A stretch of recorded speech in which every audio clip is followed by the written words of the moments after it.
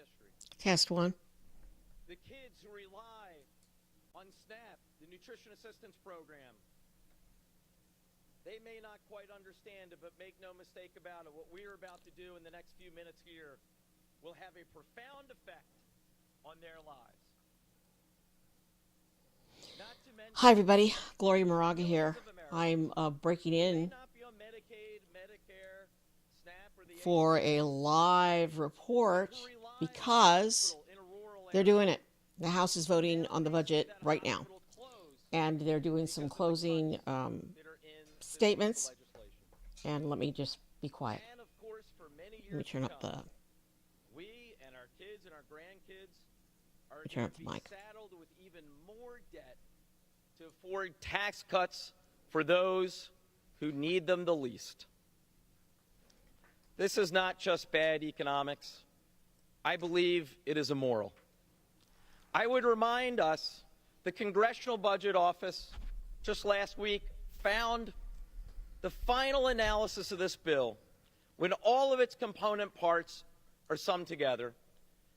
It found this: the bottom third of households would be poor, the middle of the country would be no better off, and the biggest benefit would go to the top 1% of Americans. This legislation makes the poor poorer, the rich richer, and the middle class left behind. Yeah. On behalf of the millions of Americans who are relying on us to hold firm, on behalf of this side of the aisle, we say hell no. Vote no on this bill. With that, I yield back. Gentleman yields. Gentleman from Texas is recognized. Mr. Speaker, I yield myself the balance of my time.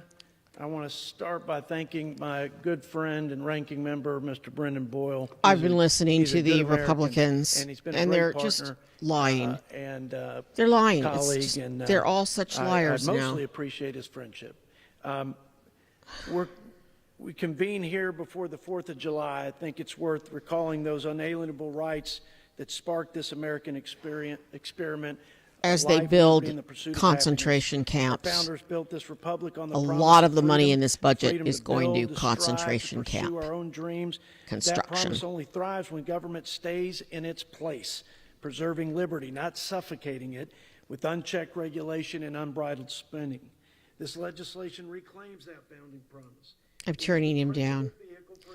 President Trump's America First agenda. So why are we doing this? Why are we rushing this through at whatever hour it is? So in California, it's 1 a.m., so it's 1:07 in California. So that means it's 4 a.m. back east. So why? If they're so proud of it, if it's going to be so great, why are they rushing this through? And I do say rush because they have time. I'm turning him down. They're the false claims that they make that this only helps the so-called 1%, the top 1%, the super rich, when actually locks in the largest middle-class tax cuts in history. No, no. I'm middle class. I'm paying more. Caused by the Democrats' failed economic policies and unbridled spending. The complete distortion that Medicaid's being cut. When in fact, Medicaid's being cut, for our most vulnerable citizens, not being strengthened. hundreds of billions of dollars in waste, fraud, and abuse. The fallacy that works. There's not that much waste, fraud, and abuse. When we know that Red tape. That's what they're going to do. work and lead to better opportunities and bigger paychecks. All their myths are headed for the ash heap of history. From day one, we said this was a generational opportunity to deliver the most. Write his name down. And Texas, I know you have issues. I know there's something wrong with the water down there. And you have cult issues with the cult. Take his name down and remember this. God bless America. Gentleman from Texas yields back. I don't know what I'm doing. Oh, vote on bill expected later this morning. What does this mean now? All right, I'm watching No, I'm watching Stephanie Rule, but it is a rebroadcast of an earlier broadcast. Here's what I want to know. Where'd everybody go? See the floor? So if this was a vote, people are leaving. People are leaving. They're picking up their coats, and they don't need coats because it's hot. All right, so let's see. Where can we go? The gentleman from Missouri, Mr. Here we Smith, go. and the gentleman from Massachusetts, Mr. Neal, each will control 15 minutes. Okay, more debate. Recognize the gentleman from Missouri. Thank you, Mr. Speaker. I yield myself such time as I may consume. Gentleman's recognized. Thank you, Mr. Speaker. Before November, You can tell they really wondered whether dug this guy up from somewhere. Democrats fueled inflation. Sorry. They opened I'll be quiet. our borders, funded illegal immigration with your tax dollars, and increased IRS audits on the middle class, all while leaving On the rich. working class behind. President Trump promised to make America great again, and 77 million Americans supported that promise. They voted for change. But that The wasn't one big, beautiful bill an overwhelming delivers for the American people. vote. This is the largest tax All right, yeah, we're stuck with for him. working But families, farmers, not for small this. businesses in U.S. history. Households making under $100,000. Well, I am Gloria Moraga. I am the political woman. That's why I'm up at 1 a.m. watching the House floor. I am more. watching this because I wanted to see when the vote was going to happen. They're going to have more debate. I can certainly stay here and continue to provide this live feed for you. So I can do that. But, wow. I thought we were going to get a vote right away because it sounded like they were wrapping up. Moving myself down. I'll turn it back up. Honestly, I've been listening to this for hours and I'm numb. I'm working on a podcast on the prisons, on how much money is being given, our tax dollars, our money, is going to go to these private construction companies that are going to build these prisons, that are going to build the prison in Florida and in other places. I mean, I knew they were working on one in the desert near Texas and Arizona, or in Texas and Arizona. But it's unbelievable the amount of money. The immigration, ICE, the whole immigration complex is going to be getting so much money. And, you know, there's talk about why the big rush for the bill. And it was because Trump, common knowledge or thought was that Trump wanted to rush this bill through for 4th of July to have a beautiful photo op, which I don't doubt. I don't doubt that at all.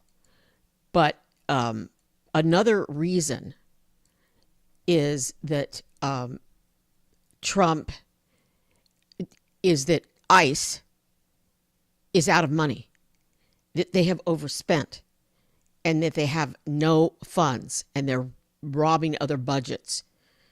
Trump just put a halt on education funding, and that they're moving money around. I don't know if they're moving that money, but they're moving money around to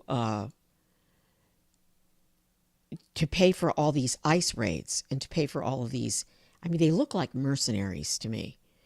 To pay for these mercenaries to snatch women who are doing their gardening in their front yard off the street. I mean, they're arresting people that are American citizens because they look what? Brown? I don't know. They look a certain way, so they're so that's one like honest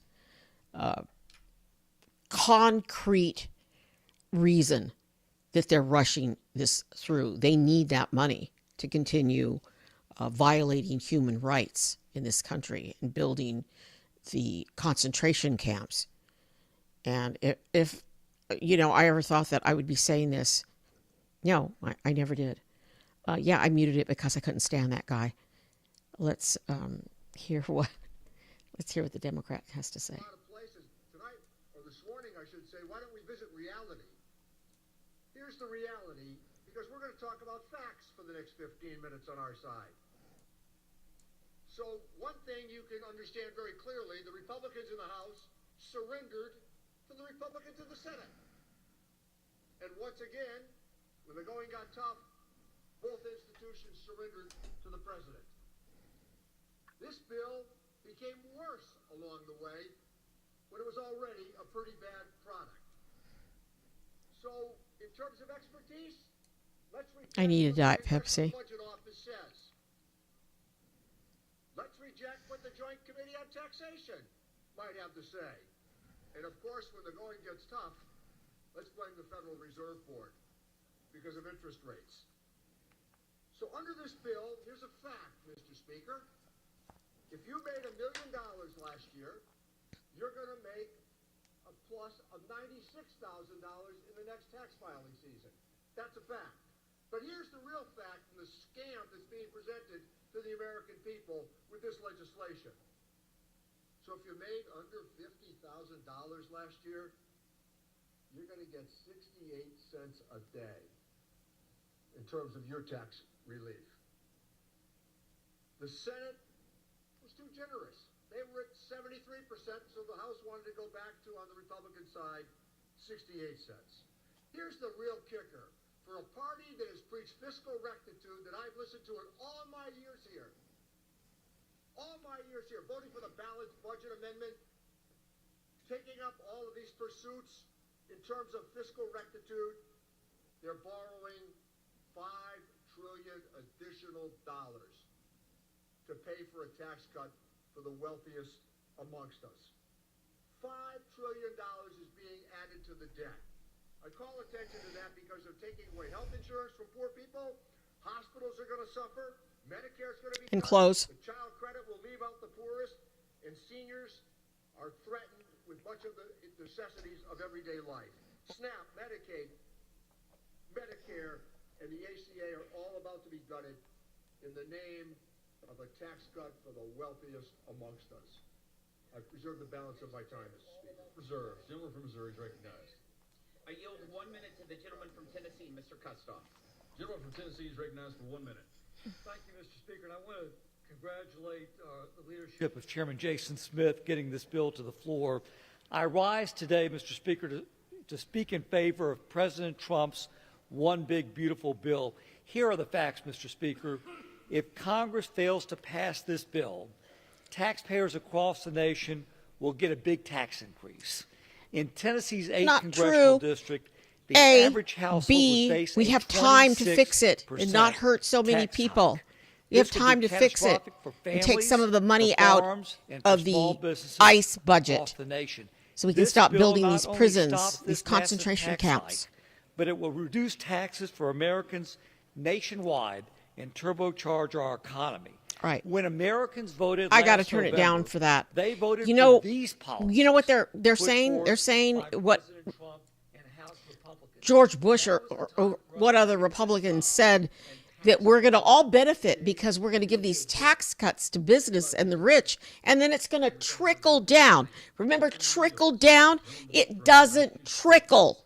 Mr. Speaker, I yield 1 minute to the very distinguished gentleman from California, Mr. Thompson. Gentleman from California is recognized for 1 Thank you, minute. gentlemen, for yielding. Mr. Speaker, No trickling. this bill shamelessly hurts our constituents, cuts health care for 17 million Americans, closes 1 in 4 nursing homes and many rural hospitals. It rips nutrition assistance away from 11 million Americans, and it cedes leadership in the green energy economy to China.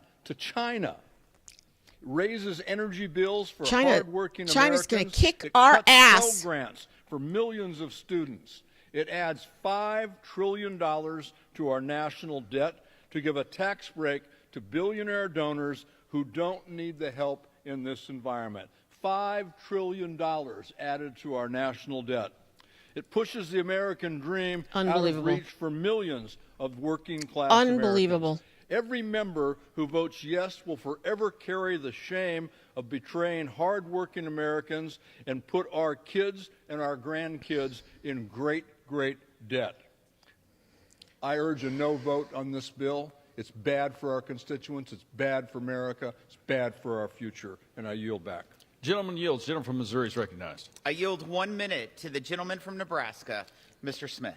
Gentleman from Nebraska is recognized. So for here 1 minute. come the Thank you. Republican. When he Chairman starts for the lying, diligent I'm going to work turn he it has down. done in bringing folks together, hearing from all members, and helping formulate a bill that is great for America, great for workers, where we know that what we did in 2017 increased wages. I'm laughing for because workers where are they at an getting these amount, yahoos? Even better proportionately than Adrienne Smith. high-income folks. I also want to point out that my colleagues across the aisle Have you ever voted heard of this for dude? a large portion of this bill last year. Now, there's various criticisms that they've kind of pivoted, I guess. Wow, look at a these bit. dudes behind But him. when you really look at what we are doing, we're preventing a tax increase. Now, for some on reason, the Mike middle class. Johnson thinks this is Average also American very funny. household without this bill getting done will face about a $1,500 tax increase. American Farm Bureau tells us that the average farm will face more than $5,000 tax increase if we don't get our bill done. No, Mr. farmers Speaker, are getting this is the screwed right thing because to they're do. cutting This off is great for programs, America. I the yield back. free school lunch Gentleman programs yields. and the Gentleman lunch from programs. Massachusetts. Farmers get subsidies to Thank you, provide Mr. that Speaker. food. Let me yield 1 They're minute getting to the screwed from distinguished that gentleman and the from tariffs. Chicago, Illinois, Mr. Davis. Gentleman from Illinois is recognized Well, we're for not going 1 to have a minute. vote for a while because I look rise at the in strong chamber. opposition. Look at the chamber. Could never It says vote the for vote's this coming big, later. bad, inhumane, and ugly bill because it will We have to wreck listen to him healthcare because he's delivery, Democrat. takes food from hungry children, sentence seniors to early deaths, eliminate jobs and destabilize our economy just to give the super rich and wealthy more influence, more power, more wealth. It takes from the poor, from the disabled, from the sick, from the hungry, and gives to the wealthy. This bill is cruel, it is immoral, it is a crime about to happen, it is draconian, it is dangerous, it is criminal. So if you want to stop crime, vote no, as I will, and I yield back. Gentleman yields. Gentleman from Missouri is recognized. Mr. Speaker, at this time, I yield 1 minute to the gentleman from Illinois, Mr. LaHood, for the purposes of Sorry. the colloquy. Gentleman sorry from to my Illinois one is recognized viewer. For 1 minute. Mr. For Speaker, laughing. I rise to enter into colloquy with the gentleman from Missouri regarding the termination of the commercial clean vehicles credit in the One Big Beautiful Bill. Is it your understanding and intent, Chairman Smith, for the purposes of this provision, vehicles shall be treated as, quote, acquired, unquote, as of the date on which a written binding contract is entered into for their acquisition and a payment has been made? I yield to Chairman Smith for a response. Mr. Speaker, yes, it is the legislative intent that vehicles shall be treated as acquired as of the date on which a written binding contract is entered into for their acquisition and a payment has been made. Mr. Speaker, I associate myself with the comments of the managers. I am pleased to know their legislative intent. Mr. Speaker, in closing, I urge my colleagues to support this common sense legislation, and I yield back. It is not common sense legislation. Mr. Speaker, I'd like to yield We're 1 increasing minute to the gentlelady debt. from California, Congresswoman Sanchez. Gentlelady from California is recognized for 1 minute. How is that common Thank sense? you, Mr. Speaker. To I flew overnight through have more debt. thunderstorms and flash flood warnings to be here to stand up for my district this morning because Republicans refuse to stand up for theirs. I've been in Congress for over 20 years, and I've never seen such cowardice from my colleagues across the aisle. Time and time again, we see Republicans fold like cheap lawn chairs. Senator Murkowski said it was Fold a bad like a bill. cheap Then lawn why the hell chair. would you vote for it? I'm here to stand up against a bill that kicks 17 million Americans off of their health care. A bill that cuts school lunches and food assistance to children who go to bed hungry every night. a bill that includes billions of dollars for ICE, an already bloated agency that has been upending due process and racially profiling people in my district for weeks. To my colleagues across the aisle, have you no decency? Have you no humanity? It's not too late to do what you know is right by your constituents and by your country. Vote no on this one big steaming pile of crap. Gentlewoman yields. Gentleman from Missouri is recognized. I yield 1 minute to the gentleman from Kansas, Mr. Estes. Gentleman from Kansas is recognized for 1 minute. Mr. Speaker, I rise today on behalf of the Kansas families, workers, and small businesses who will benefit from the One Big Beautiful Bill. By extending and improving the TCJA, working-class families in my district will pay $10,900 less in taxes and see increased wages of $7,200 on average. It contains my bipartisan legislation to make research and development expensing permanent, a jobs provision ensuring America continues to lead the world entirely on innovation. It eliminates fraud and waste in Obamacare, and it builds on President Trump's successes at securing the border. Despite the misleading spin from my colleagues on the left, this bill delivers on what Americans voted for in November. It's time to pass the One Big Beautiful Bill. With that, Mr. Speaker, I yield back. Gentleman yields. Gentleman from Massachusetts. Mr. Speaker, I'd like to yield 1 minute to the gentlelady from Alabama, Congresswoman Sewell. Gentlelady from Alabama is recognized for 1 minute. Mr. Speaker, this so-called big, beautiful bill is nothing but a big, ugly betrayal of Alabama families and the big handout to billionaires. There's nothing beautiful about stripping health care from working families. There's nothing beautiful about taking food off the table of the most vulnerable neighbors. And there's nothing beautiful about putting rural hospitals on life support in communities that can least afford it. Mr. Speaker, the cuts in this bill are not just numbers on a page. They are empty cupboards and shuttered clinics. They are hospital wings closed in small towns already struggling to keep their doors open. They are parents lying awake at night wondering how they will afford medicine for a sick child or how they'll keep food on the table if they lose their hours. Here are the facts. 170,000 Alabamians will lose their health care. Alabamians? 700,000 Alabamians will lose or reduce their nutrition assistance. 5 Alabama hospitals will close and add $5 trillion to the national debt. On behalf of the 750,000 Alabamians that I represent in Alabama's 7th Congressional District and the 5 million hardworking Alabamians, I say vote hell no on this bill. And I urge my colleagues to do the same. Alabamians. Have you guys? I yield 1 minute to the gentlelady from West Virginia, Ms. Miller. Gentlelady from West Virginia is I recognized. was in Alabama once on a story. Mr. Speaker, I rise today People in there strong are support just of this big, unbelievably beautiful bill. nice. In 2017, President At least the Trump people I signed the met. largest tax cut in history into law. Today, thanks to the hard work of the Ways and Means Republicans, we will make those tax cuts permanent and prevent an end-of-the-year tax hike. This bill gives the average working family a $1,300 tax cut and makes permanent the $199A small business deduction to keep Look at our that economy face. humming. This is a big win for our West Virginia I think I need to go get a Diet Pepsi. It provides relief to gig workers by ending the Democrats' absurd 600 1099K reporting threshold and reverts back to the time-tested standard of $20,000 and 200 transactions. It will provide economic relief, secure our borders, and ensure American energy dominance. This legislation will make the life of the average American better, and I support getting it to President Trump's desk. I urge all my colleagues to do the same. Thank you, and I yield back. Gentleman from Massachusetts. Thank you, Mr. Speaker. I would remind the gentlelady that in 2017, the Republican Party borrowed $2.3 trillion for that tax cut. I yield 1 minute to the gentlelady from Wisconsin, Congresswoman Moore. And Gentlelady it caused from Wisconsin a is real recognized bad for 1 minute. problem with the economy. Thank you. Does Thank you, anybody Mr. remember Speaker. that? Thank Does you, people ranking remember? member. If you are a Republican with misgivings with the massive debt that this bill creates, or if you're worried about stripping 17 million Americans of health care access, I tell you that now is your moment. A coward dies 1,000 times before his death, but the valiant taste of death but once. Shakespeare. So vote your constituents, vote your conscience. This is how you will be remembered. Yeah. Better to vote your conscience today and face an angry tweet than to have your legacy be one of equivocation An angry and tweet. cowardice. By their deeds, you will know them. I urge all my colleagues to oppose debt, death, and hunger. Oppose this cruel legislation, and I yield back. Gentlelady yields. Gentleman from Missouri. I yield 45 seconds to the gentleman from Iowa, Mr. Feenstra.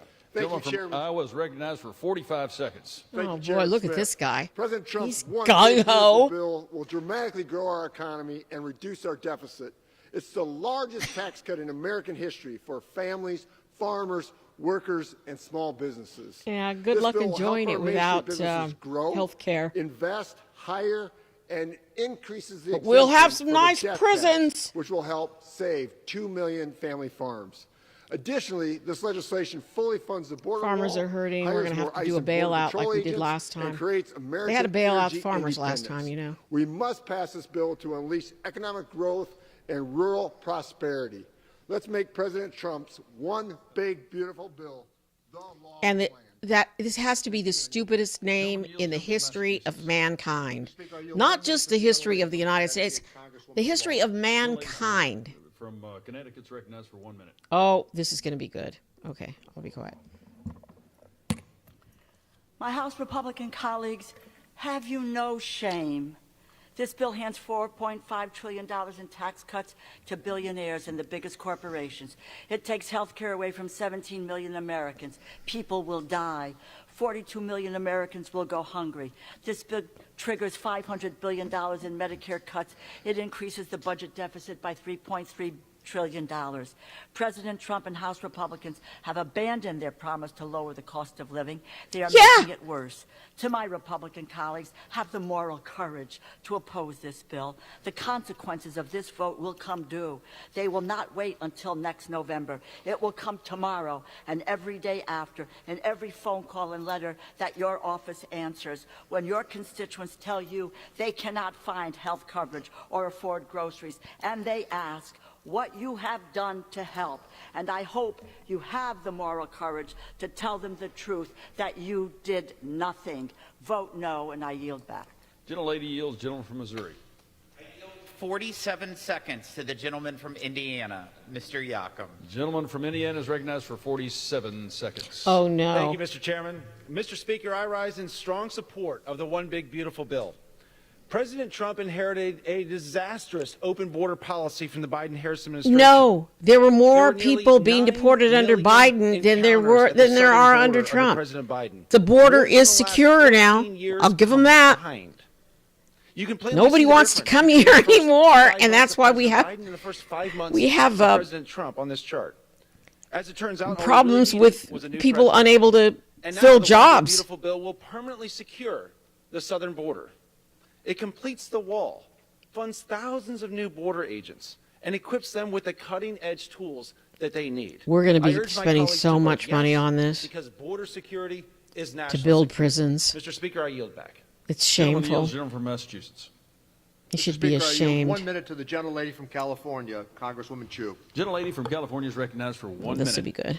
I rise in opposition to Republicans' big, ugly bill because of my constituents, like Lisa, whose son was diagnosed with a life-altering disease that left him unable to work by mid-age. Medicaid enables Lisa to be his full-time caregiver and ensures that he has I've the had care one he view. needs. Unfortunately for Lisa and her son, Republicans don't care. They made it very clear over the past 6 months who they are fighting for. It's not for the most vulnerable like Lisa and her son, who may be 2 of the 17 million Americans kicked off their health care thanks to this bill. Instead, Republicans are fighting for billionaires like Donald Trump and the top 0.1% who will get an average tax cut of $309,000 per year, while those earning less than $50,000 get 68 cents a day. To my wonder if I could Republican go live colleagues, at- there's still time to join Democrats in preventing this despicable bill from becoming law. I yield back. Gentlelady yields. Gentleman from Missouri. I yield 30 seconds to the gentleman from North Carolina, Mr. Nod. Gentleman from North Well, Carolina. since we've got a Mr. Speaker, I rise in strong support of this bill. After listening to the previous few hours, it should surprise no one that the party of open borders, the party of illegal aliens, and now the party of state... When did it become such a big deal that there's problems with immigrants? Trump is a big liar? It protects America's farmers and America's businesses. It protects us from... What happened to affordable food? My eggs are just as expensive as ever. Groceries are unbelievably high. Gentleman from Massachusetts. Mr. Speaker, might I inquire as to how much time is remaining? Gentleman has 6 minutes. I yield 1 minute to the gentlelady from Oregon, Ms. Salinas. Gentlelady is recognized for 1 minute. Mr. Speaker, with this bill, my Republican colleagues are betraying the American people. In the dark of morning, they're trying to ram through legislation that will raise costs. Yeah. Why are we doing this at this hour? Somebody answer me that. I've got 2 views, 2 people out there. Answer me. Why is this happening now? Hospitals, nursing homes, and health centers, leaving families with higher costs and nowhere to turn for care. As millions of families are right now struggling to put food on the table, this bill cuts funding for nutrition assistance, forcing children, veterans, and seniors to go hungry. And this bill Veterans, we're doing this to our raises veterans. everything from energy bills to prescription medications. This bill is a grave mistake. If it passes, my Republican colleagues may pay for it at the ballot box, but We hope. countless Americans will pay for it with their lives. I urge my colleagues to have the moral courage to oppose this bill. I yield back. Gentlelady yields. Gentleman from Missouri. I yield 1 minute to the gentleman from Since we've Louisiana, got a Republican coming, I'll just say, after a marathon, unbelievably long delay, a vote that was on hold for forever, Speaker Johnson, MAGA Mike, has decided to go forward, and this is like the final, I don't know how long they're going to go, but final debate before the vote. It's 1 a.m, California time, 4 a.m. back east. So, yeah, they're doing this when there's nobody awake, nobody's up, except for crazy people like me, and I own it. But I was watching. I was up watching to see when if they were gonna bring it up tonight, and they are. And the banner at the bottom says from C-SPAN, vote on bill expected later this morning. So who knows when that is? But I know they want to cram it through in the dead of night because you know what? People have lives. People have lives, and they're not really in tune. Not a lot of people know what's in this bill or what the Congress is doing. And that's why, independent communicators and media like just little old me, just me, myself, watching Congress and posting, video shorts every day and posting longer videos when I have a second. Yeah, it's up to us to share this and let people know what's going on. This is a travesty. This is, they're increasing funding for the Pentagon so we can have more bombs to blow things up that won't matter in the long run. And I'm not anti-military. I support military 100%, but not irresponsibly. And I certainly don't support what's going on with immigration because they've run amok. They're not quite sure what they're doing. There's no plan. Just do a lot of photo ops and prance around with your Rolex watches in your designer suits. And I'm talking about the puppy killer. And, tout these prisons and give a lot of money to people who build these prisons. And they're going to get my tax dollars. And as a taxpayer, I resent it. And I resent if it's up to me, and it is up to me. It's up to me and the people I vote for, where I want my tax dollars to go, and I want them to go to. And my taxes went way, way up under Trump's tax cuts for the rich, because I'm not rich. I fall in a horrible tax bracket. I pay a lot more now than I did before. And if I have a say, which I do, this is my say right now, I would rather feed hungry children, veterans who've paid for this country, thank you for your service, and for the elderly who don't have the money to afford good meals every day. So that's why I'm here. And Celeste is going at it, so I'll be quiet for a while. I did want to update you on why we're here. They're going to vote on it. That's the new tax cut that we're putting in this bill.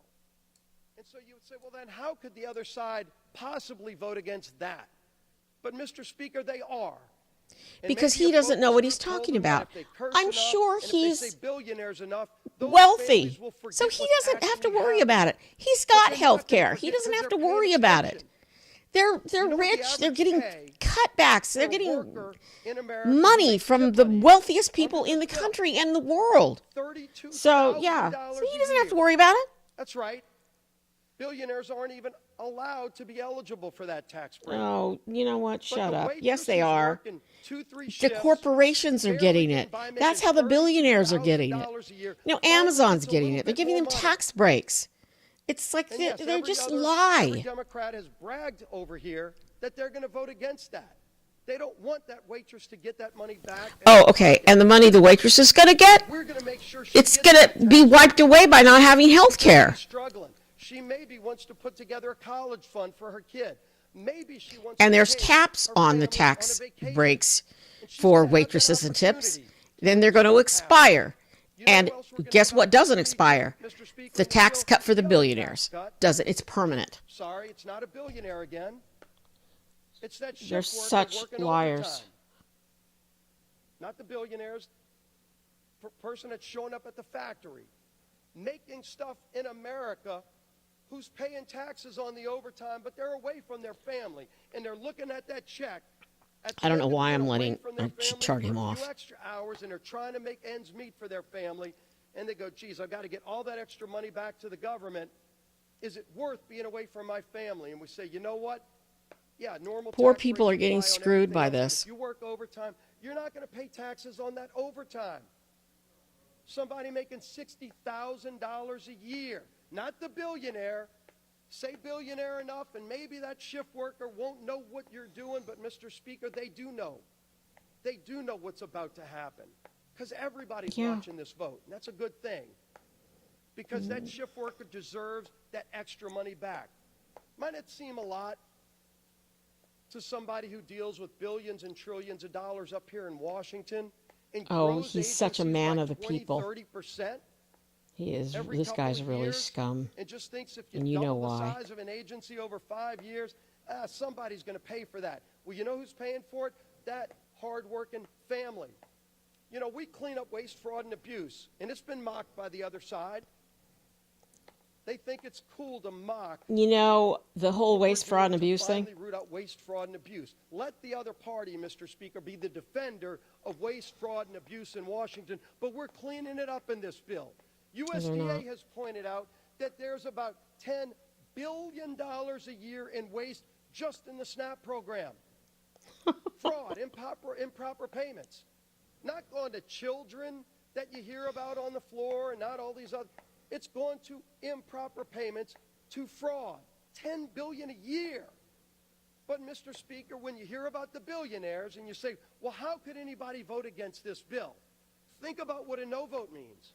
Because I'm proud of the yes vote that we're about to cast to help those families. But everybody who votes no, Mr. Speaker, make no mistake about it. Oh, such a man of Everybody people. who votes no, Such a great is gonna be guy. asked a question by that waitress making $32,000 a year, saying, why do you want me to pay more money in my tips so that $10 billion of fraud goes out in the SNAP program?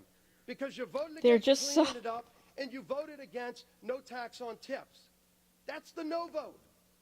You can't hide behind the billionaire anymore.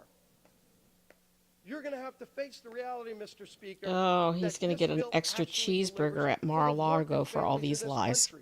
Who have been struggling. They haven't been living on easy street the last 4 years, but they went to the polls in November and said, we want to try a different approach. And this is that different approach to give them more power, to give them more opportunity. You know, we're given opportunity, Mr. Speaker, too, in this bill. Again, if you're going to vote no, this is what the no vote will take away. We actually create something unique in this bill. Hadn't been talked about yet, but it's in the bill. I'm real proud of it. We create opportunity in school choice for every Oh my God. low-income families. Oh my God.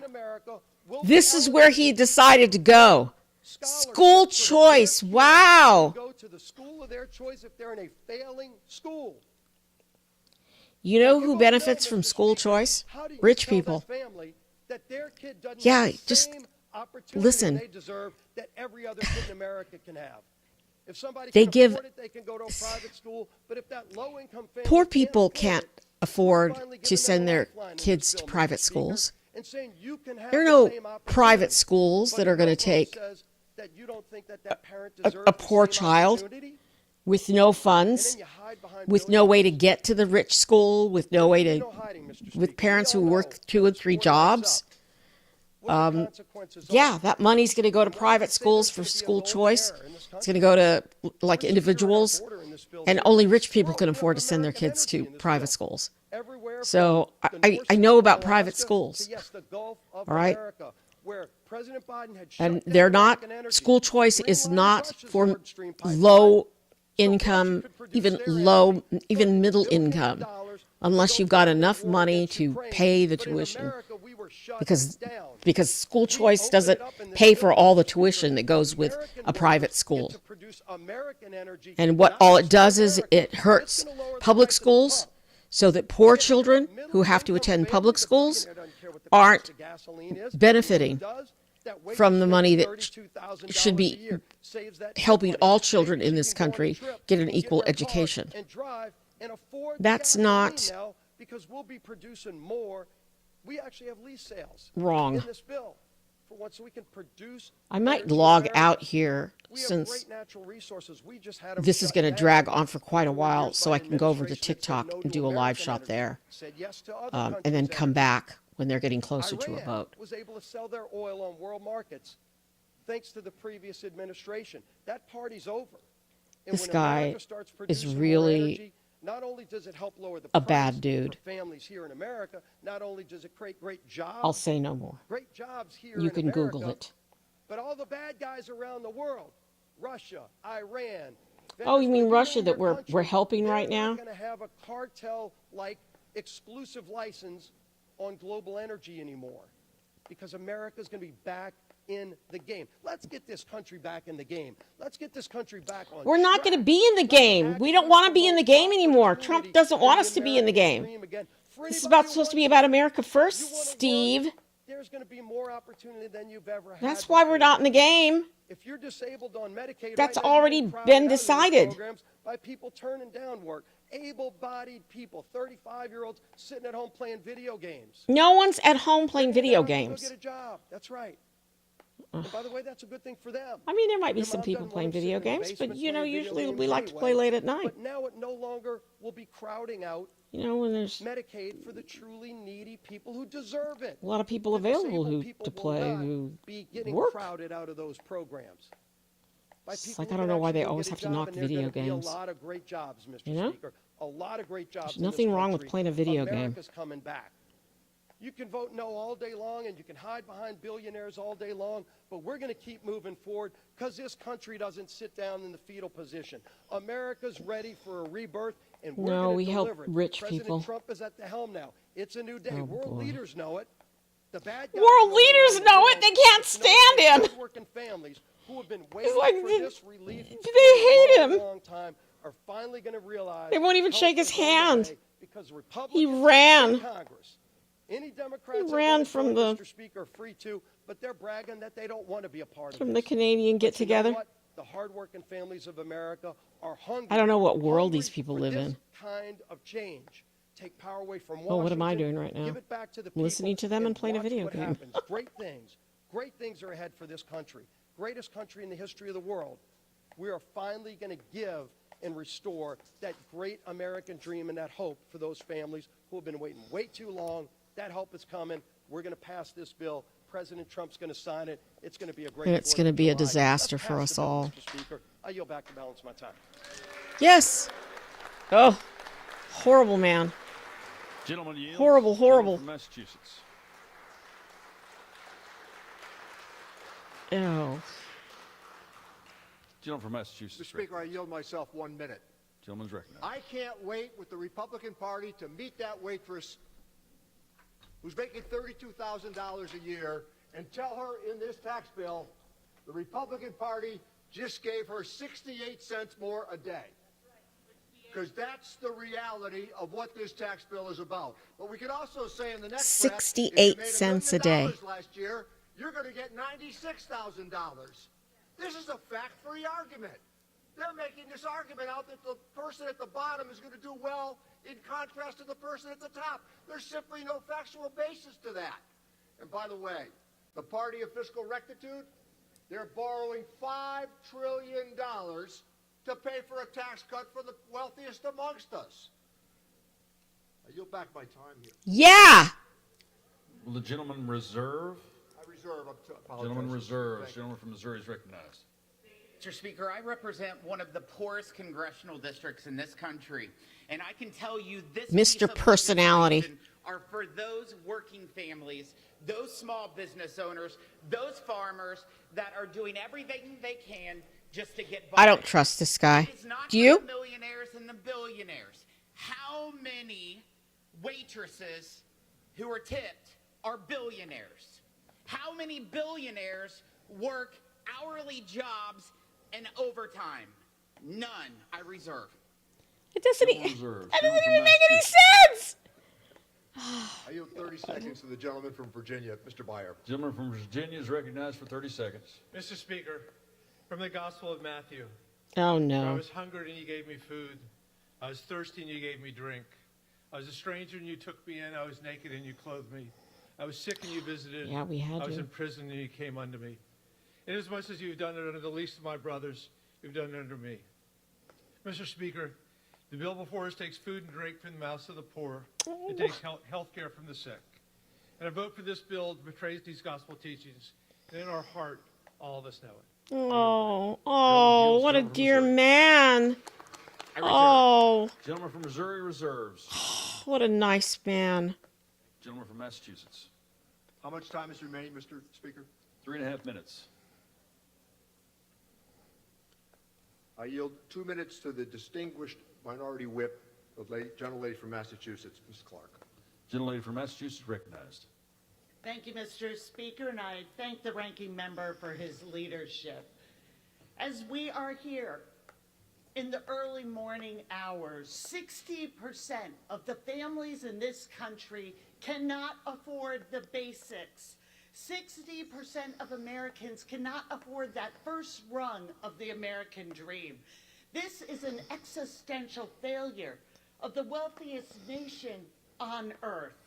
And now, with this big, ugly bill, Republicans are on the verge of moving that dream further out of touch, of making people sicker and poorer.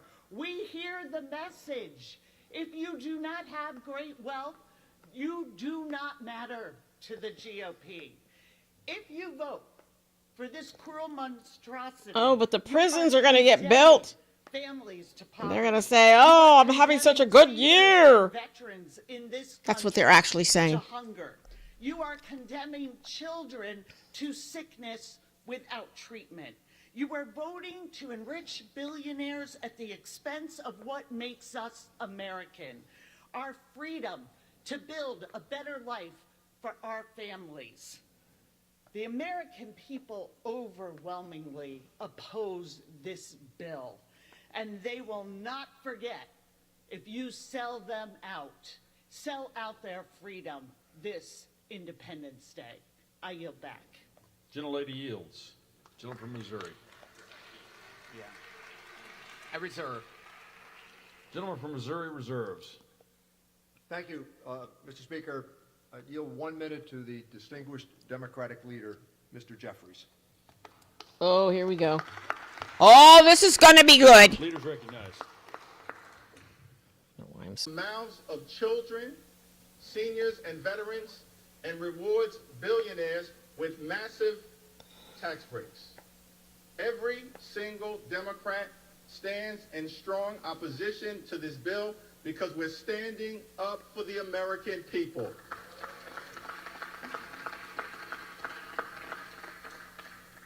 Mr. Speaker, I've heard a lot from my Republican colleagues who expressed pride in this accomplishment. I asked the question, if Republicans were so proud of this one big ugly bill, why did debate begin at 3:28 a.m. in the morning? Thank you. Republicans are once again, which has been the case, Mr. Speaker, through every step of this journey, tried to jam this bill through the representatives under cover of darkness. But I'm here today to make it clear that I'm going to take my time and ensure that the American people fully understand how damaging this bill will be to their quality of life. Now, Republicans and Donald Trump promised that costs would go down on day one. Costs haven't gone down under Donald Trump and House Republicans here in the United States of America. In fact, costs have gone up. We believe that America is too expensive, that the cost of living is too high, that that's a priority that should be worked on in a bipartisan way. But from the very beginning of this Congress, our Republican colleagues have shown no interest in addressing the high cost of living in the United States of America. Not a single executive order has been issued by this administration, Mr. Speaker, to address the high cost of living. Not a single bill has been passed, Mr. Speaker, to address the high cost of living in the United States of America. And this bill, this one big ugly bill, this reckless Republican budget, this disgusting abomination, is not about improving the quality of life of the American people. It will hurt everyday Americans in several different ways.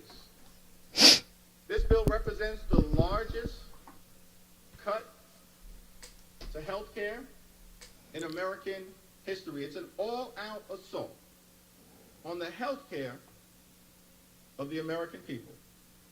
An assault on Medicaid, an assault on Medicare, an assault on the Children's Health Insurance Program, an assault on the Affordable Care Act, an assault on Planned Parenthood and the health care of women all across the United States of America. An unprecedented assault on the American people and their health care.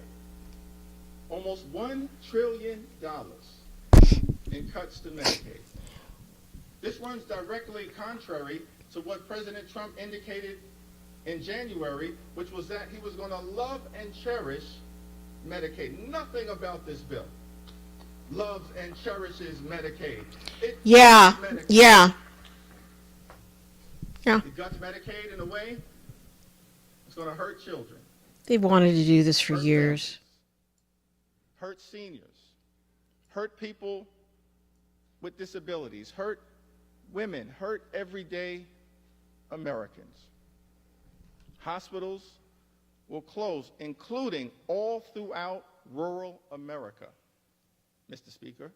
These are the final Nursing homes will shut down by some final estimates, debate going into a final vote on the big ugly bill.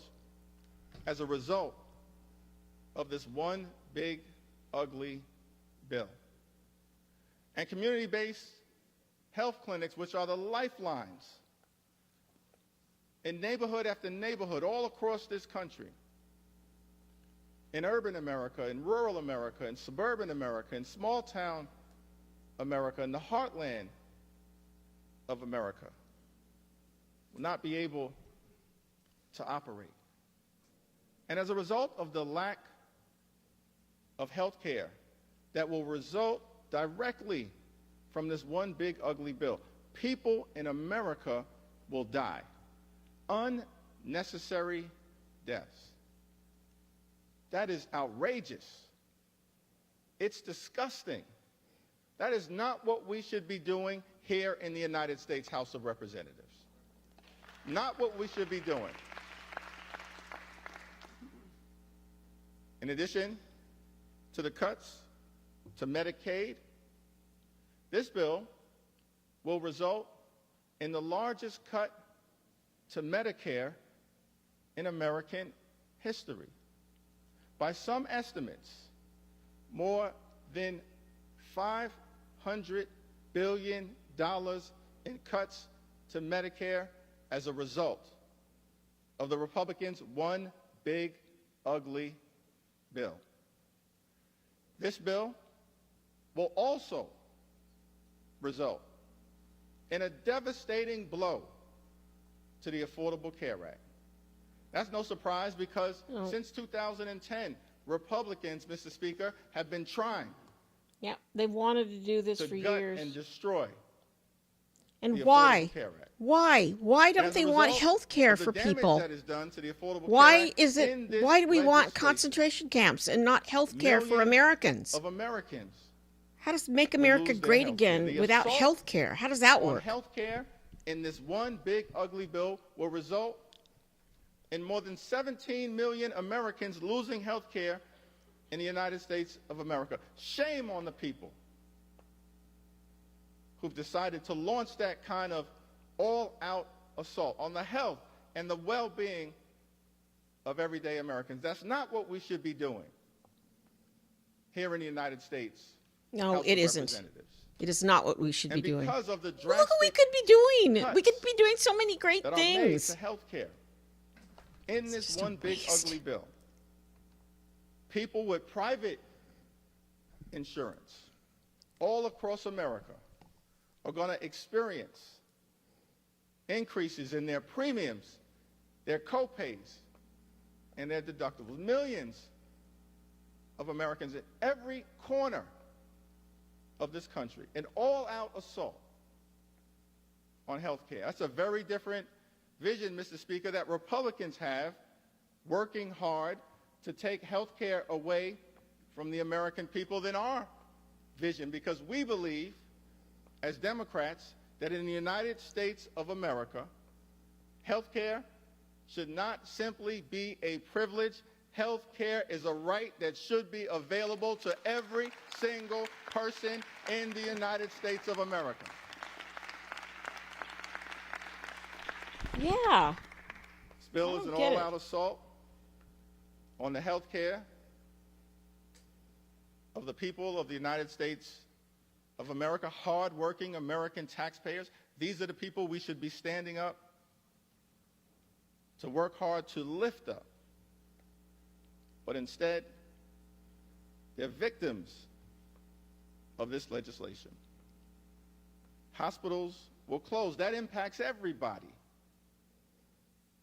in the United States of America. If your hospital closes, whether you're on Medicaid or not, Why do they want to do you this? will be unable to I don't get the understand. treatment that you or your family needs. That's why we're fighting so hard to stop this bill. 1 in 4 nursing homes, by some estimates, will close as a result of the Republicans' assault on Medicaid in this one big ugly bill. This bill also represents an assault on nutritional assistance here in the United States of America. We've made great progress over the last 50-plus years as it relates to hunger in this country. Great progress. But we're still dealing with the reality that tens of millions of people in this country go to bed every night wondering whether they're going to be able to get a nutritious meal the next day. Tens of millions of people in this country, millions of children. And instead of trying to address that issue, Mr. Speaker, the one big ugly bill will rip nutritional benefits away from millions of Americans, including children, rip food from the mouths of hungry children. Why? And hungry veterans. And seniors. And hungry seniors. That is unacceptable.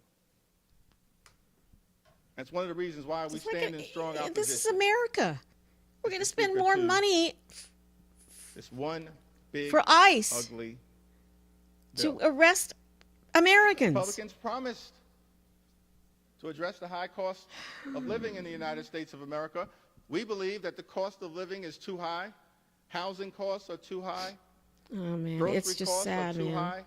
Utility costs are too high. Insurance costs are too high. Child care costs are too high. America is too expensive. There are far too many people in this country struggling to live paycheck to paycheck. That should not be the case in the United States of America. But instead of addressing the high cost of living in this one big ugly bill, Mr. Speaker, Republicans are actually going to increase costs, particularly as it relates to the energy bills that everyday Americans pay. Estimated that energy bills will increase by hundreds of dollars a year. That has nothing to do with lowering the high cost of living, making this country a more affordable place. It does the exact opposite. Can't make it a place for you to sit. It's an all-out and unnecessary assault on the clean energy tax credits. The clean energy tax credits that many of my Republican colleagues promised in letter after letter after letter that you would stand behind, but all chose to fold. But for some reason, and abandon. Donald Trump doesn't like windmills. So, Instead, for special interest, for some reason, it's not just that. It's the ability for this country to stand up a cleaner energy economy, which means cheaper energy. It's also and because of the attack on clean energy jobs, on the clean energy economy, on the economic development that had already been set in motion, often in districts represented by my Republican colleagues and in Republican-led states. It's just not the hate of windmills. It's by some estimates, the oil millions industry. of jobs are going to still won't let go. Lost. And so you're ripping health care away from millions of Americans, Mr. Speaker, ripping food away from children and veterans and seniors, raising the cost of utilities, of paying your energy bill by hundreds of dollars, stripping away millions of jobs all across America. And what is all of this being done for? To provide massive tax breaks to billionaires all across this country. For Jeff Bezos' wife's ugly dress. In the United States of America. When we take an oath, convene here, come to the United States Capitol, our job is to make life better for everyday Americans. But the genesis of this bill, the focus of this bill, the justification for all of the cuts that will hurt everyday Americans in this bill is to provide massive tax breaks for billionaires. It's extraordinary. Never in my time here in Congress have I experienced legislation that benefits so few people who fall into the category of the wealthy, the well-off, and the well-connected, while at the same time hurting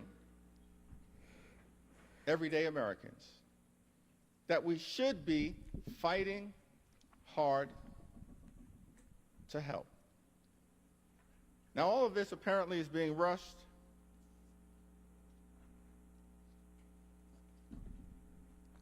because the decision was made by President Trump that he would like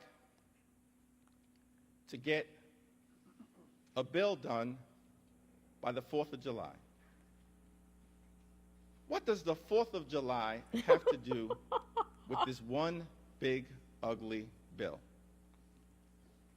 What does celebrating American independence, the birth of this exceptional country, the journey that we've been on for 249 years, what does any of that Donald Trump doesn't even know with this one big, the difference between ugly bill? The American Revolution I would suggest, and Speaker, the Civil that War. If you actually look at the Declaration of Independence, what we find is that everything about this one big ugly bill runs in direct contrast with what was set in motion by the framers and the founders of our great country.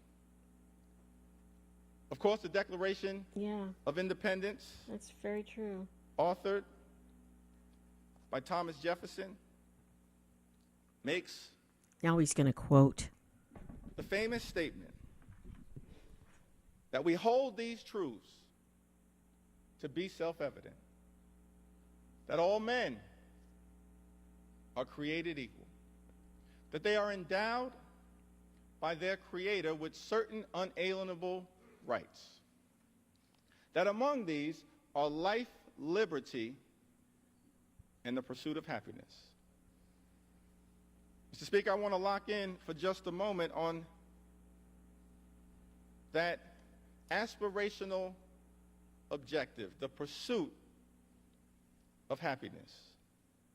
Because when it comes to everyday Americans, this one big, ugly bill will hurt the quality of life of hardworking American taxpayers, and it's all designed to put a happy smile on the face of billionaires. That is inconsistent with the Declaration of Independence and what we should be celebrating on July 4th.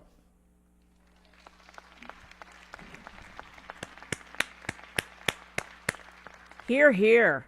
I think what Thomas Hear, hear. Jefferson Oh, and the man. framers of this country, they set us I lost my out one on viewer. a course of action, a journey, a march toward a more perfect union, in part anchored in the pursuit of happiness, which decade after decade, century after century, leaders who sat at 1600 Pennsylvania Avenue, leaders in this Congress on both sides of the aisle tried to bring about for the greatest number of Americans.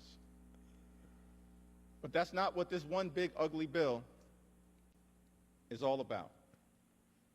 America is too expensive. There are far too many people who are living paycheck to paycheck here in this great country. That should not be the case. People who are struggling to survive, to make ends meet.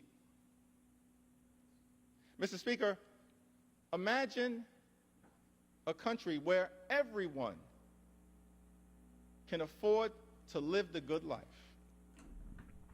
Work hard, play by the rules. Well, I've had 3 and live viewers. the good life. We I'm haven't not going to reached interrupt this speech. that place in the United States of America. Imagine a country where everyone can work hard, play by the rules, and live the good life. Good paying job, good housing, good health care, good education for your children and a good retirement, which means keep your hands off Social Security and Medicare now and forever.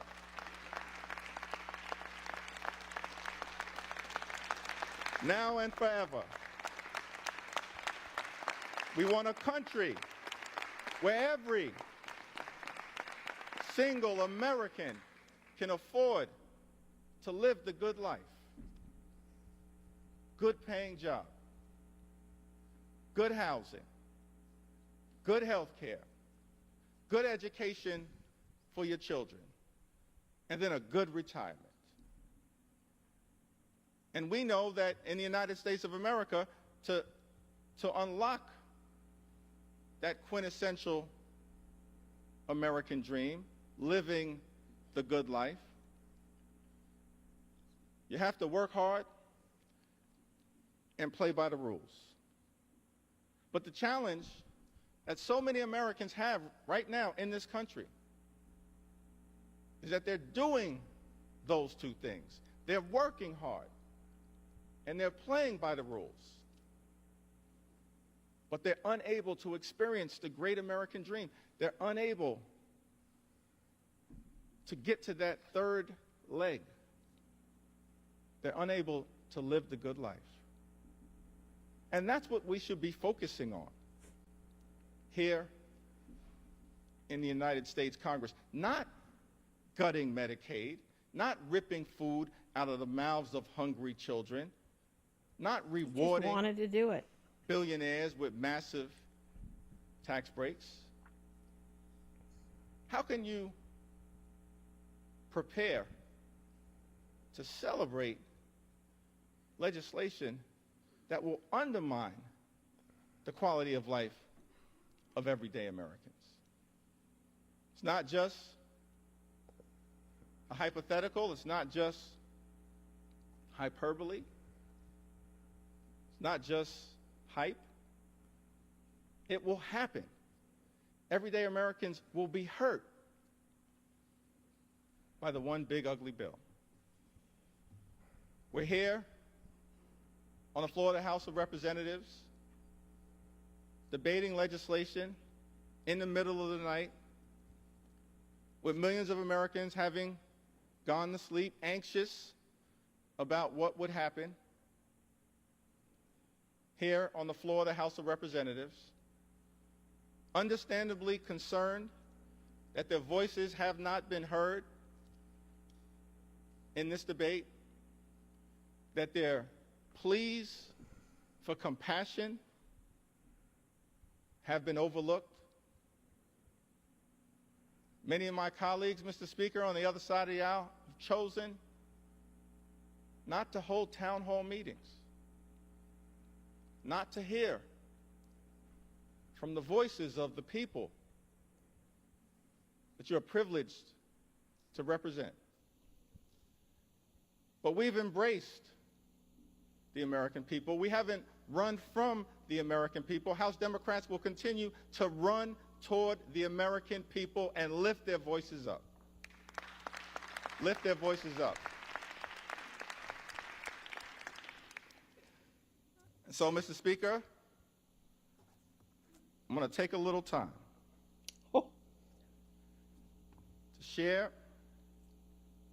some of the stories of the American people. While he takes a sip of water, I just want to say that after that marathon delay, as MAGA Mike and the orange man who wants to be a dictator and is building concentration camps, we will ensure they went ahead. that these voices Apparently, they have the votes to pass the budget. Apparently, because otherwise they wouldn't be going forward.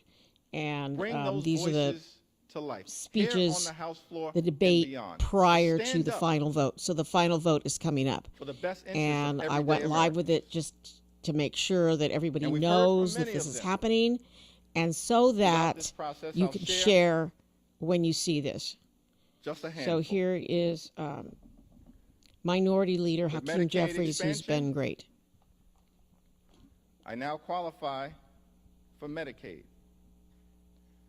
Without insurance, my monthly bill for my 3 injectable drugs would be $3,000.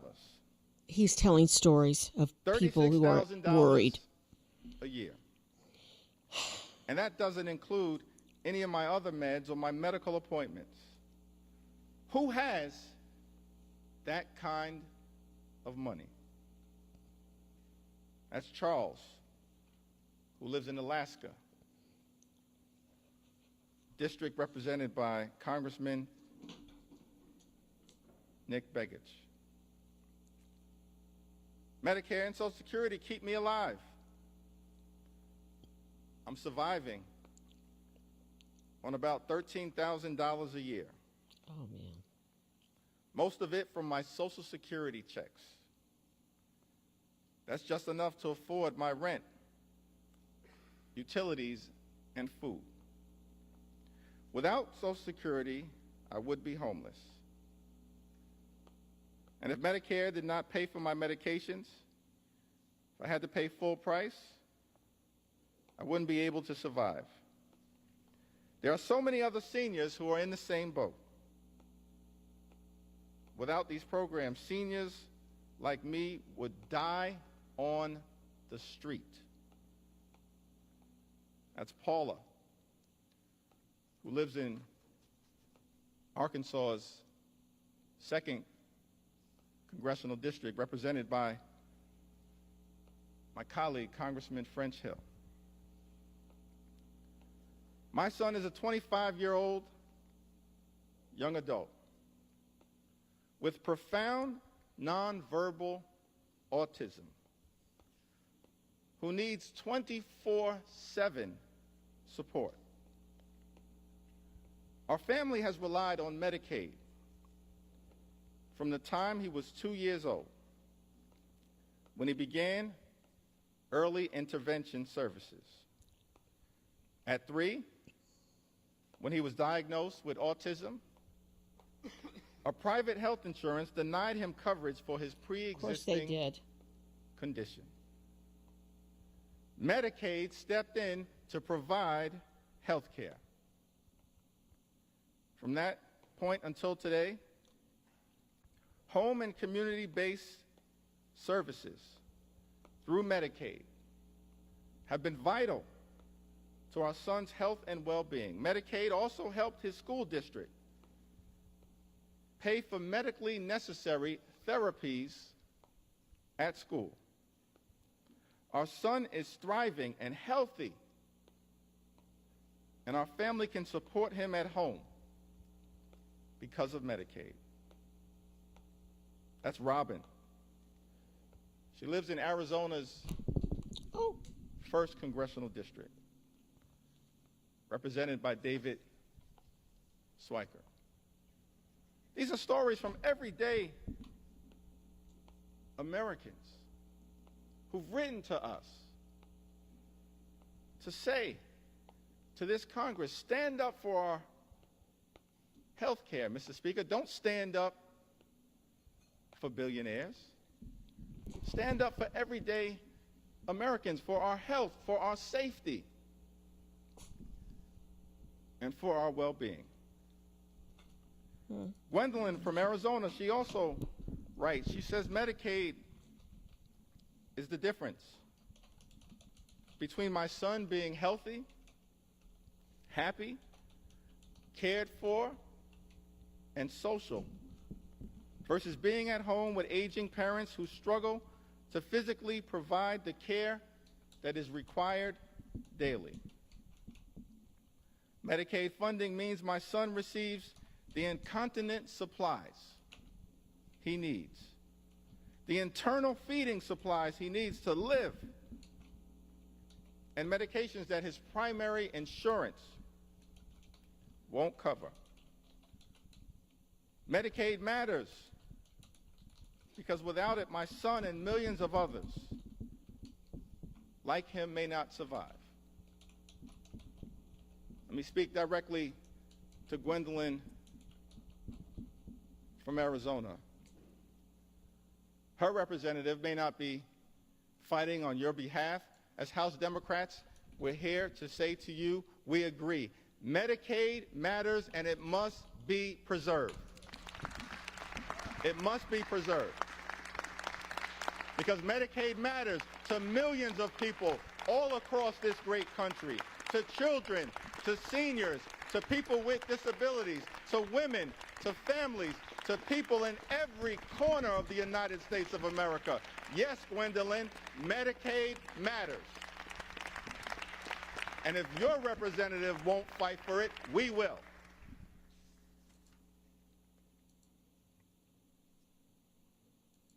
Brenda?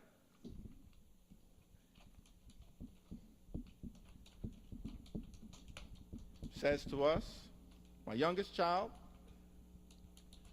is a nonverbal 43-year-old female with autism who has been on Medicaid since she was 12.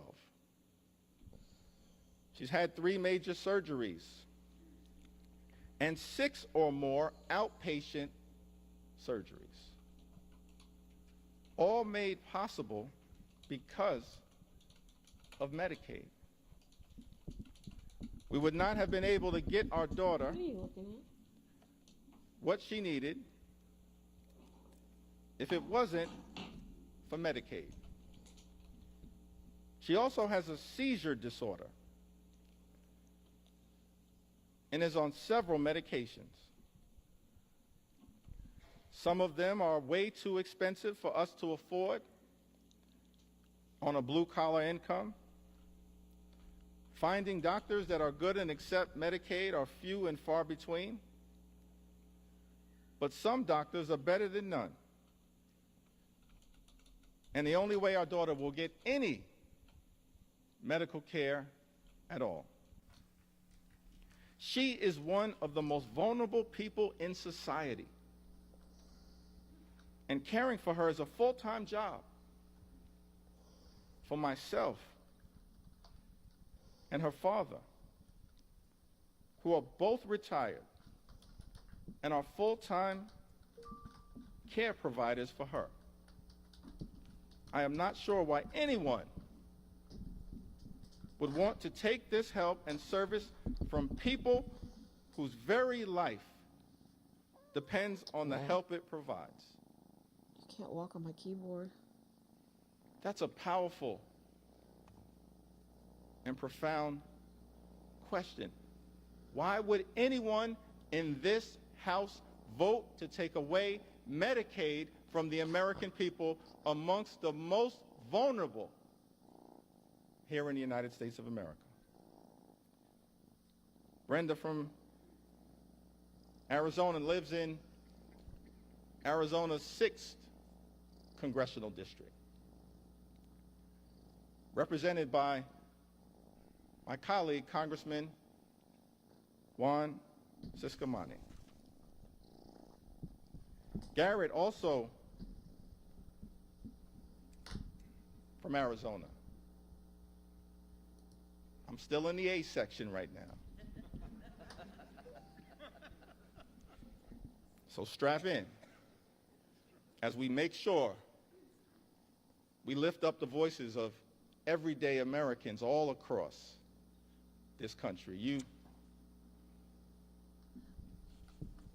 It's important that we take note. This isn't abstract, taking away health care from the American people. It's concrete, it's real, it has devastating implications. Garrett says, I was diagnosed with cerebral palsy at birth. Cerebral palsy at birth. Thanks to Medicaid, where are you going? I was able to undergo multiple surgeries that significantly improved my ability to walk, transforming both my mobility and daily life. Relying on Medicaid, SNAP in the past, and SSI, I worry about what would happen to me and my friends if these programs were taken away. Without them, I wouldn't be able to keep up with doctor's appointments, medications, and transportation. Earlier today, my distinguished colleague from the great Commonwealth of Virginia read a passage of Scripture, one of my favorite passages of Scripture, Matthew 25 and 35 through 40. And later on this morning,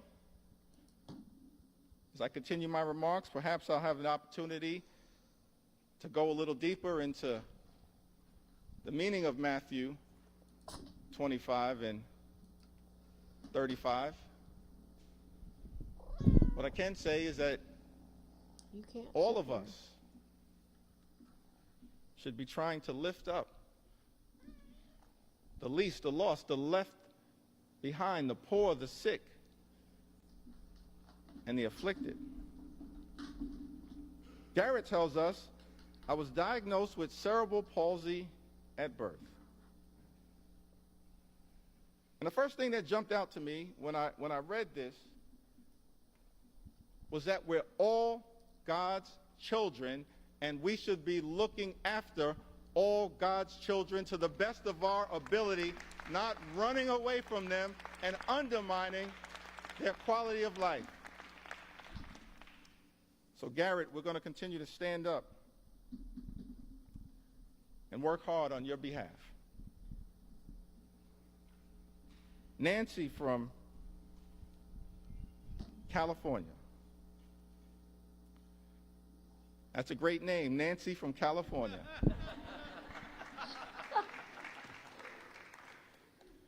Nancy from California writes, my two special health needs,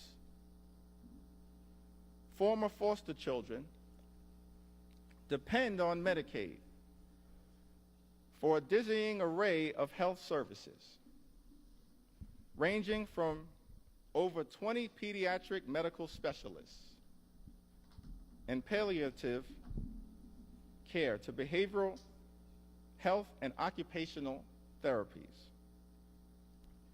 They both have rare, incurable, disabling diseases that require IEPs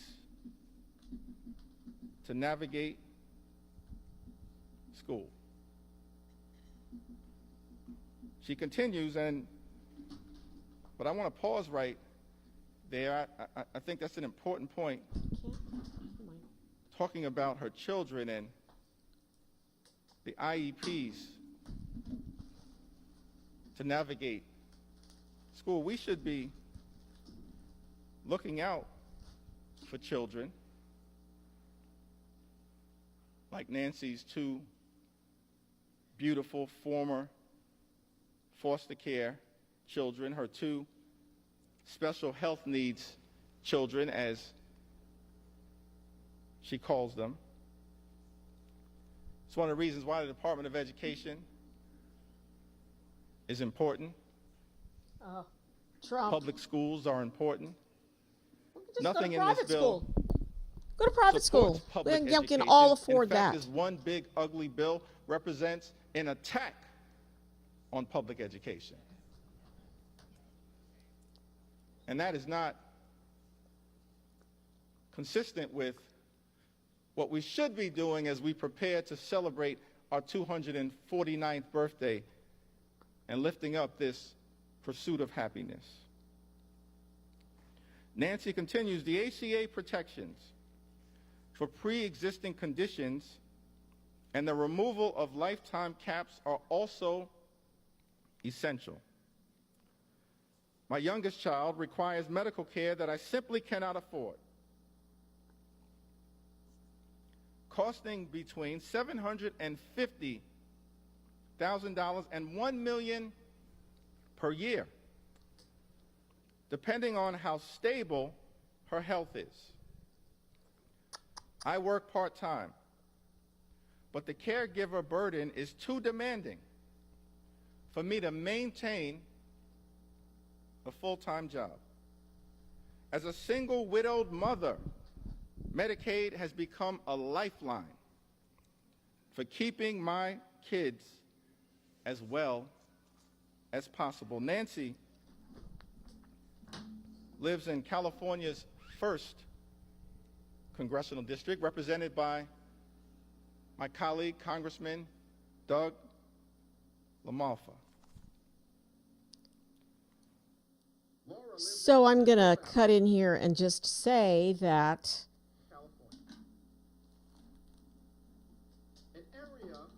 Republicans may, or they may not, have the votes to pass the MAGA budget, Trump's budget. It seems this is the final debate prior to the vote. All we see is that vote on bill expected later this morning. So it's 5:30 back east, which means it's 2:30. Is that right? I'm looking at my clock. 2:30 here in California, and I was up late. I had company for dinner, and then I was watching this. I've been watching it all day, and they finally voted after, I think, 24 hours. It's like the longest long vote. Oh, and I just wanted to update you. Let's get back where they're doing standing ovation. And the American people matter.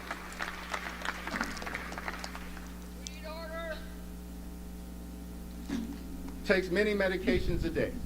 Oh boy. I'm too old to do anything but take care of him. Can't imagine choosing what medicines he gets or who gets to eat. Please reconsider for the people who need medication that is necessary for survival. Universal access to food and meds would lighten the worry that we carry. Not having to worry about food and medicines gives me more time to care for my 26-year-old grandson, who is quadriplegic due to a head-on collision last year. Please don't make him suffer anymore. He needs food supplements and many medications every day to survive. Laura lives in California's 22nd congressional district, a district that is represented by my colleague, Congressman David Valadao. This happens to be the district that has the highest concentration of Medicaid recipients in this country. Laura, I don't know what your Congress member is going to do. Every single House Democrat is fighting hard to protect your Medicaid. We value you, and we're working hard to defend you. Jackie is from the Orange County area of California. My son is 34 years old. He has Down syndrome and autism, and lives at home with his aging parents, Dad, 82, and Mom, 71. His biggest joys in life for him are his day program and eating out. How small are his desires? And you want to take that away from him. He requires much care. Bathing, shaving, washing hair, brushing teeth, dressing, etc. His aging parents can do the job required for this 100% of the time. He has great caregivers right now, and they have been with him for many years. Now you want to take that away from us? Please know that Medicaid, Medi-Cal, is what allows us to keep him in a safe and happy environment. That he will not get anywhere else. And for a whole lot less money. Why should that change for him? Jackie asked. Please be respectful of families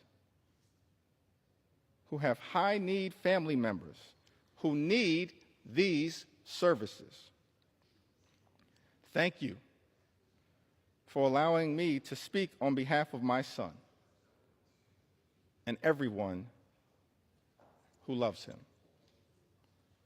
Jackie lives in California's 40th congressional district, a district represented by my colleague, Congresswoman Young Kim. Kayla writes to us from Colorado. At 26, I was diagnosed with brain cancer, a discovery I was only able to make because of Medicaid. Without it, I wouldn't have been able to get the treatment I need to survive. That diagnosis changed my life.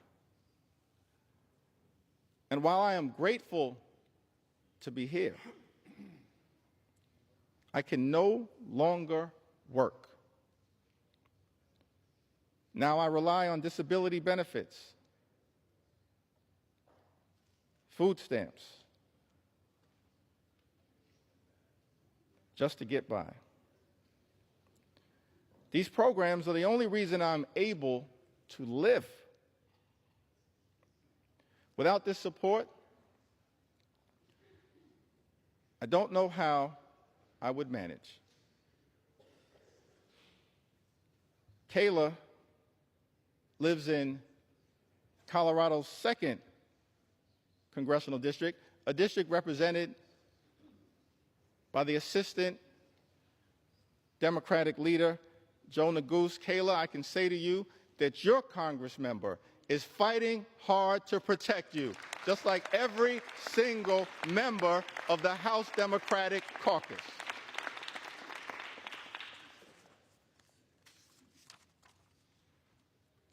Ashley writes to us from Colorado. Says, my life was saved by the Affordable Care Act. Because of this act, I was able to stay on my parents' health insurance when I couldn't get any coverage.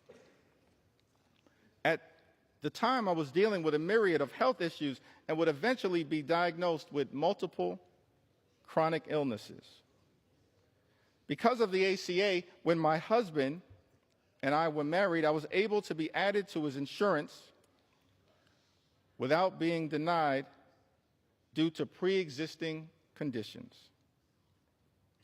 Prior to the act being passed, I was denied coverage and care many times. If I was even approved for coverage, it cost me thousands per month in premiums.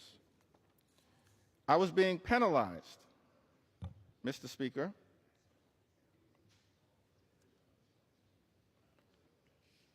for being sick. There were many times when I could not get coverage that I had to choose between which prescriptions I would get to have, or whether I would get all my meds or the groceries we needed. You know, there are far too many people in the United States of America right now, before experiencing the devastating consequences of this one big, ugly bill, who have to choose between putting food on the table, clothing on their backs, access to medication, or paying the rent. The United States of America is the wealthiest country in the history of the world. Not a single hard-working American taxpayer should ever have to choose between food or medicine or rent or putting clothing on their back. Not a single hard-working American taxpayer should ever have to make that choice.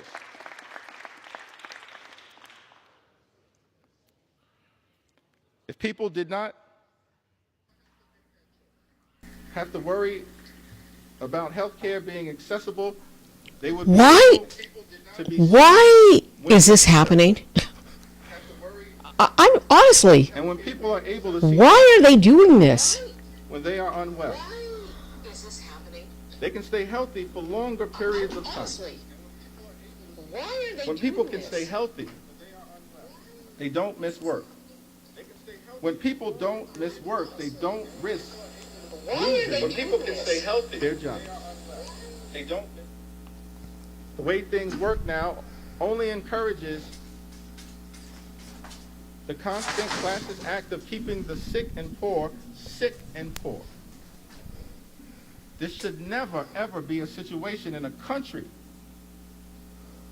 that claims to have the best functioning economy in the world, the best doctors, the best universities. Ashley lives in Colorado's 3rd congressional district.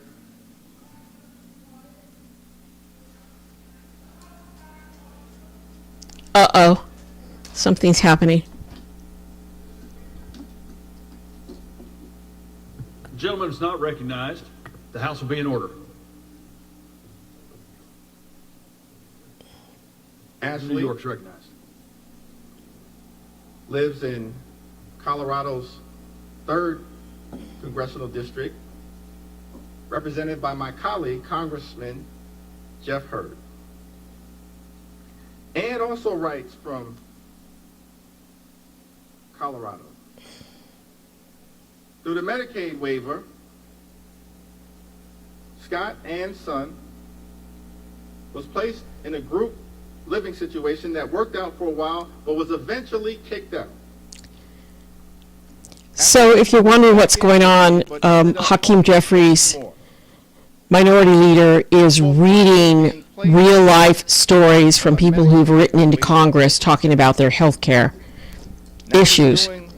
And he's quoting from what district and who represents them. And he's quoting from a lot of Republican districts, but vowing that Democrats will continue to work to provide health care for all Americans, even though Without Medicaid, he probably wouldn't be alive. my mic's hot, today. even though Without this assistance, if this passes, we likely wouldn't be where we are millions will now. lose their health care. So And I this doubt is that there would Jeffries be a on the happy floor, ending and to I've this been story. watching this. This is the final debate Ann heading up to a vote, lives in and Colorado's Lord knows when the vote's going to 6th happen. congressional district, So it's almost 6 a.m. district back represented east, by our colleague, and Congressman you know, Jason I don't Clark, know. I don't know if they have the votes, who is also but they had enough fighting votes to move protect forward with the your final vote. interests, and as every single So one Democrats are still trying to convince in the House Republicans Democratic not Caucus will continue to pass to do. this. So that's what's going on. We believe And in I'll America, just, health care is not simply a privilege Mute my mic for a little bit.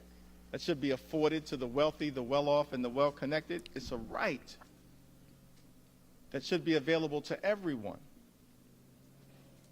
A right that is still imperfect at this moment, that we are working hard to perfect. But this one big ugly bill The largest attack on health care, Mr. Speaker, in the United States of America moves us in the opposite direction.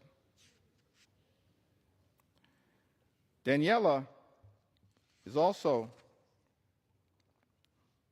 from Colorado. She writes to us, Medicaid has been a lifeline for our family, especially for my 5-year-old daughter who has autism. That's the thing, Mr. Speaker. Medicaid is important for so many Americans all across this country, including people with disabilities. It's a necessary lifeline so that parents can help their children live a better life with dignity and respect. Why would any legislation that this House passes attack health care available to families that are pouring in everything they have to help their child under difficult circumstances live the best possible life? It perplexes me,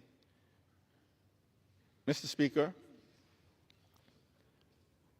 that this bill would go after the health care of people like Daniela and her 5-year-old daughter. Daniela says that as parents, we've faced many struggles trying to balance full-time work, starting a real estate business, and still being there for our 3 other children. It's been overwhelming at times, and finding the right support for her hasn't always been easy. But Medicaid has provided therapy and services that have made a world of difference in her life. These therapies have helped her make progress, feel seen, and connect with her peers, which means everything to us. It's allowed her to be a part of the world, to feel included, and to overcome obstacles that seemed insurmountable at times. Medicaid has helped us give her the opportunities she deserves, and millions of other children in the United States. Mr. Speaker, Daniela lives in Colorado's 8th Congressional District, a district currently represented by Congressman Gabe Evans. Currently represented.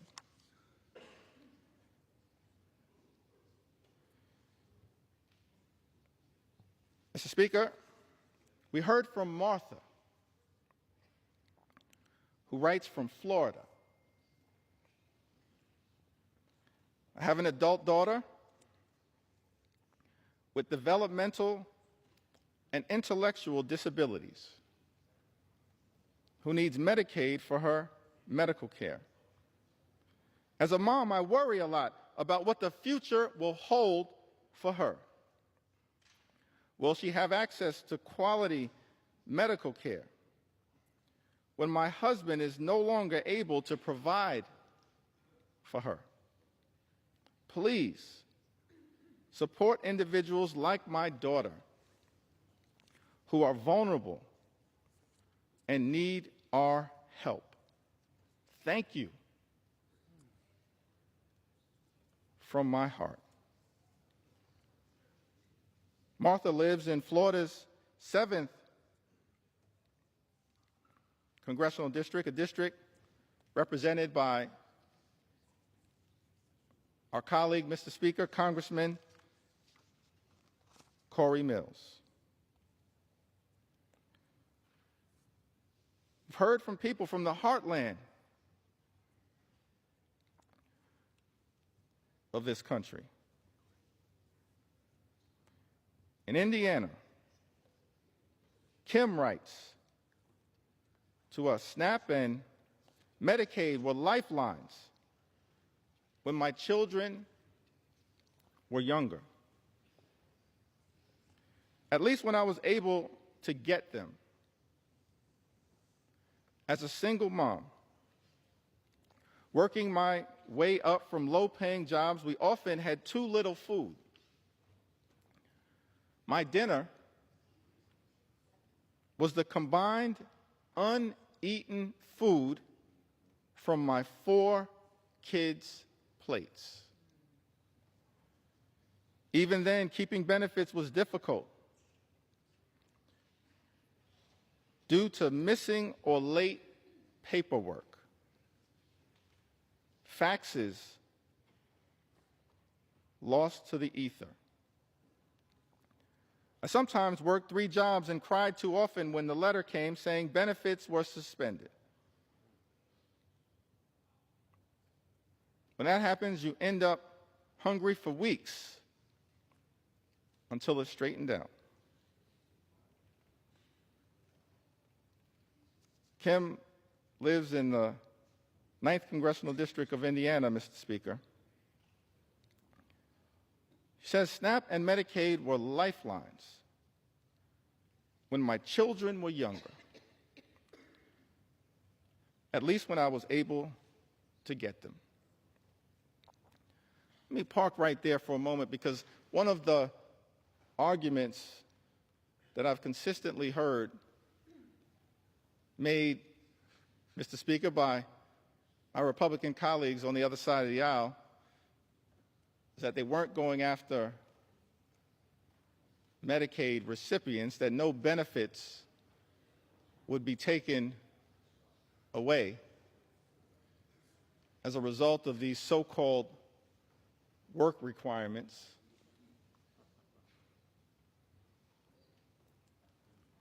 Let's fact check that statement. Every independent entity that has looked at this question, including the Congressional Budget Office, has made clear, as a result of the one big ugly bill, millions of Americans will lose their Medicaid benefits. These so-called work requirements are just a smokescreen, because more than 90% of the people who receive Medicaid benefits who can work, do work right now in the United States of America. Right now, more than 90%. What these impositions are really paperwork requirements that are designed to make it harder for everyday Americans like Kim to access their benefits. And as a result, millions of Americans who are eligible, who are hardworking, who are deserving, will lose their health care. Kim says, I sometimes worked 3 jobs and cried too often when the letter came saying benefits were suspended. As House Democrats, Mr. Speaker, we are here fighting for people like Kim and millions of others like her all across the United States of America who will lose urgently necessary, life-changing, and life-sustaining Medicaid benefits as a result of Donald Trump's one big, ugly bill.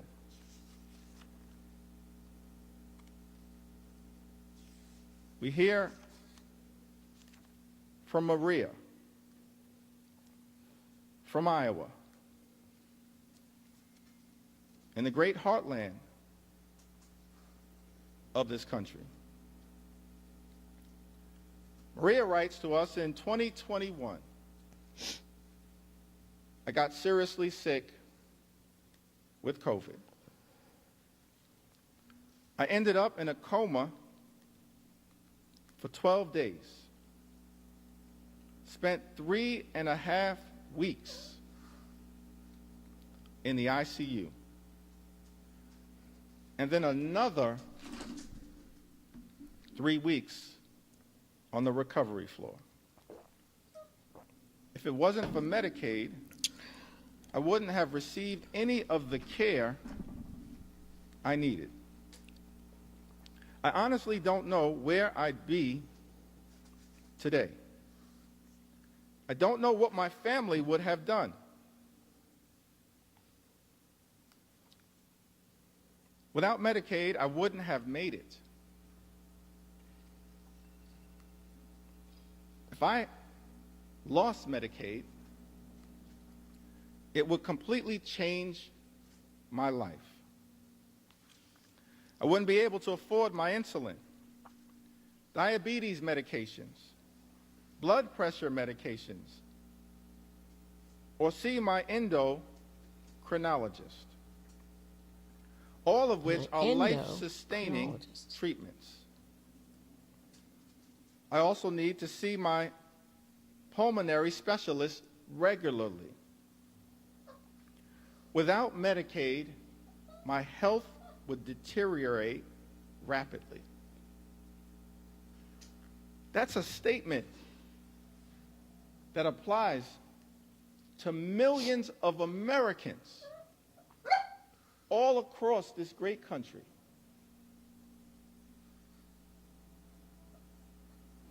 Who are at risk of losing their health care because this one big, ugly Republican bill has put a target on their back. Mr. Speaker, without Medicaid, my health would deteriorate. Taking the time to share these stories because this is a question for so many Americans of life and death. It's extraordinary that on the House floor, in the middle of the night, the American people are forced to confront a bill that targets their health care and will result in their well-being deteriorating. More than 17 million Americans at risk of losing health care coverage, and then tens of millions more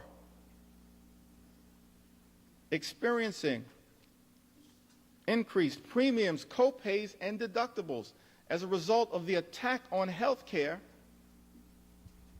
in this bill. Many of them will also lose coverage, lose their health care. These are Americans on private insurance, employer-provided insurance. But because of the health care attacks in this bill, their premiums, their co-pays, their deductibles will go up. Some will not be able to afford it, and they will lose their health care. That's what this bill represents. It's why I'm taking the time to share these stories and experiences and concerns and fears and anxieties of the American people. I wish Mr. Speaker, that we had a lot more time to debate this bill. This is the type of bill that under normal circumstances, we'd have hours and hours of debate, where hundreds of members could participate on both sides of the aisle and share their thoughts, their perspectives, their ideas, their passionate support or passionate opposition. But this bill, which by some estimates is larger than the CARES Act and the American Rescue Plan and the Infrastructure Investment and Jobs Act and the CHIPS and Science Act combined in terms of its possible impact on the debt in this country, increasing the debt by more than $3 trillion, saddling our children and grandchildren with that level of extraordinary debt by people who claim to be fiscally responsible. The implications of this bill are enormous. And yet, each side of the Ways and Means Committee was given 15 minutes to discuss the implications of this bill. Each side of the Budget Committee was given 15 minutes to discuss the implications of this bill that will have devastating consequences for everyday Americans, Jack. while rewarding billionaires Jack. Leave her alone, Jack. with massive Go on. tax breaks. You're going to knock my computer off. Come on. It had been my hope, Mr. Speaker, that we'd be able to have a robust debate, passionate support or passionate opposition in connection with this bill, that hundreds of members on both sides of the aisle could participate in. Instead, we have a limited debate where the relevant committees of jurisdiction have been given 15 minutes each on a bill of such significant magnitude as it relates to the health, the safety, and the well-being of the American people. And because that debate was so limited, I feel the obligation, Mr. Speaker, to stand on this House floor and take my sweet time to tell the stories of the American people. And that's exactly what I intend to do. All right, Jack, that's enough. Take my sweet time on behalf of the American people. Yes! On behalf of their health care. Whoop! On behalf of their Medicaid. On behalf of their nutritional Even the dog's happy. On behalf of veterans. On behalf of farmers. On behalf of I'll drink children, to that. On behalf of seniors. On behalf of people with disabilities. On behalf of small businesses. On behalf of every single American. I'm on this House floor after 6 a.m. and I'm planning to take my sweet time.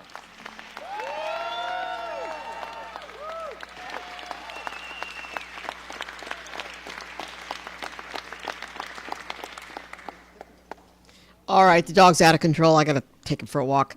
I'm Gloria Moraga, political woman. Please subscribe to my channel. I'm going to be back when the vote happens. I will post. Medicaid, it will completely change my life. Just please subscribe. Please follow my content. It would also We've got to stick together on this stuff, and I'm got a video I'm working on right now on concentration camps and the prisons and how much Without money is Medicaid, being he wouldn't be able to afford his seizure. exchanging hands, donations to politicians, and then they get to have all these billions of our tax dollars to build these concentration camps, which we do not want in this country. Believe me, we don't. So I'm Gloria Moraga. I'm going to sign off for now. You can watch this, continue watching it on C-SPAN and a number of other places. I'm watching both CNN and MSNBC on my other screens. And I'll be back. I'll keep recording and watching. Thanks for being here, you 3 people. And his health is please subscribe. inconsistent.